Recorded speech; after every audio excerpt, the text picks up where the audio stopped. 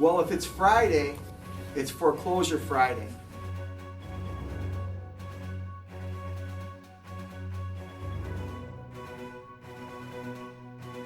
Today, we started week 3 of the Shame campaign. We were in Lackawanna, New York at 94 Elm Street, a great street, a property in disrepair.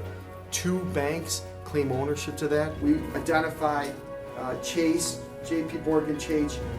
They filed their first lis pendants, commencing the foreclosure action in January of 2013.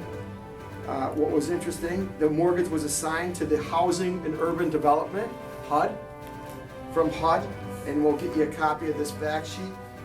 It was assigned to another corporation, and then finally it was assigned to Bank REO Servicing LLC, and we have 2 banks fighting over ownership of the property, but neither of them will maintain the property. With this property at 94 Elm, Chase filed the foreclosure, assigned the property several times, the mortgage several times, and then this REO Servicing filed another foreclosure. Technically, there are 2 foreclosures right now that are filed against the same mortgage, which isn't even supposed to happen in New York State.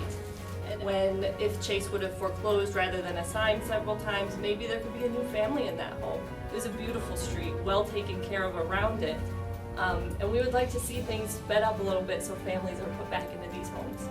What I've seen with the national banks is excuses, and once again, here we are, we're trying to, even though they've harmed our community, they've ignored the public officials.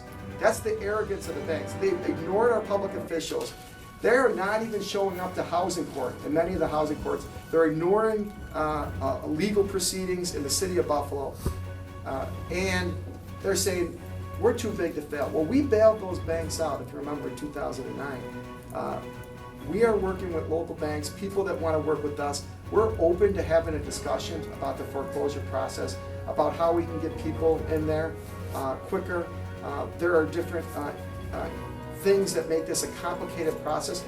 We're open and available. When the property is vacant, it really impacts the neighborhood. It has a financial impact, it has an emotional impact on the neighborhood, and a psychological impact. Next stop on the Shame campaign, Orchard Park, New York. We will be in Orchard Park. You can find us on Twitter at #BankShameCampaign.